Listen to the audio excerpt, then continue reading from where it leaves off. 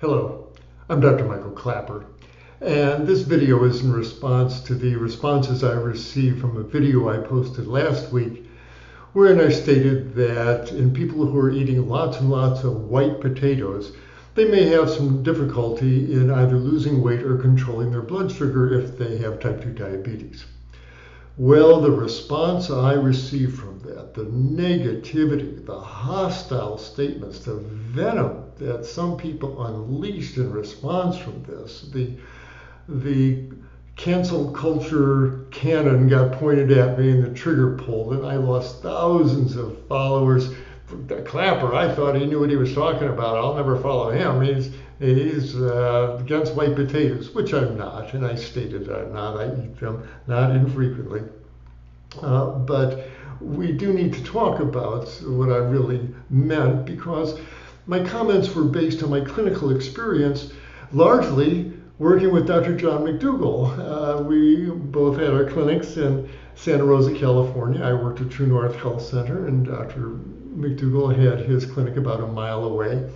And over the years, he has been so successful in helping thousands of patients get off their insulin medications and losing weight while eating a high starch diet with lots of white potatoes. And I agree, we are carbohydrate burning creatures, and a high carbohydrate diet based on whole plant foods is the best fuel for us, and it works like a charm in the majority of patients. Now, every once in a while, Dr. McDougall, and he'll be certainly honest in admitting it, he'd have a patient in the program that wasn't responding well. And they would often have type 2 diabetes, they'd be obese, and the weight just wasn't coming off. And after a while, he would, with a twinkle in his eye, but being very serious, tell them, listen, you better go over to True North Health Center and eat their low starch diet, maybe do a water fast, lose that weight, and then we'll get the starches back in your diet. And they would come over to True North, and we would put them on a high vegetable, low starch diet, and the weight would come off, and they would do well. And that made an impression on me. And over the years, once or twice a year, a patient would come to me that was having difficulty losing weight. He was eating lots of starches, read Dr. McDougall's book. The weight just wasn't coming off. And we gave them a starch holiday for a few weeks or a few months, and it shifted them into another metabolic gear, and the weight did come off. And so that was the basis for my comments in the potato video. Well, as I said, I was unprepared for the stunning negativity that was directed at me. And it is obvious from the comments that there are many, many, many people who've been very successful at losing weight, even though they're eating lots and lots of white potatoes. And so let me say that I am humbled, I am educated, absolutely, especially if you're a basally healthy person, you don't have type 2 diabetes, and certainly if you're not obese, you should have no problem with having white potatoes in your diet on a frequent basis. And even if you are obese, as Andrew Taylor, our SpudFit friend down in Australia, clearly showed, he was obese, and a high potato diet helped him lose lots of weight. And in fact, Andrew wrote me in response to all the negative comments he received from my video. What's going on with this Klaper guy? I'll never follow him again. I lost thousands of followers. I think I only have 2 left. The cancel culture is a very powerful tool.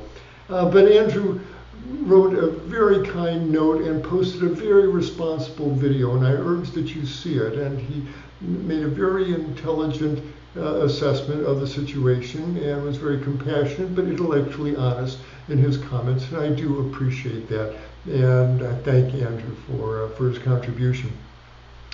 I also want to clarify to the reader who took me to task for saying that white potatoes have cousins in the sweet potato family, and I certainly waxed eloquent as far as how important those colored potatoes are. The sweet potatoes and the yams, the purple ones, the orange ones, they're so full of antioxidants and phytonutrients. They really should appear in your diet on a very regular basis.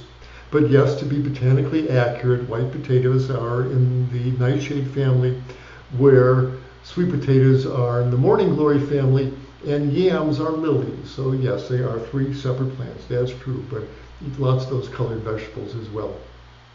So I want to clarify that for the majority of folks, having white potatoes appear in your diet really poses no serious health problem to you, and you can lose weight while eating them. That said, I must say that at our telemedicine practice at Plant-Based Telehealth, we follow quite a number of patients with type 2 diabetes, and they wear continuous glucose monitors. And we can see what happens to the various responses they get from various foods they're eating.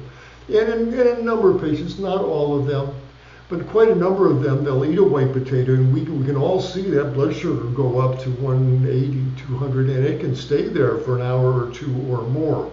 So I'm not saying it's an insignificant effect, because when that blood sugar is very high, not good things are happening to the blood vessels and other tissues in the body. So it's not something that can just be dismissed cavalierly.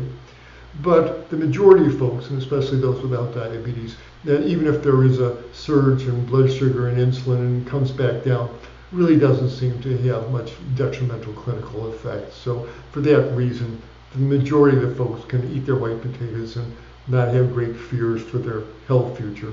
And if you are someone struggling with glucose control of diabetes, pay attention, get a continuous glucose monitor, and see the effect that the white potatoes have on your blood sugar and act accordingly.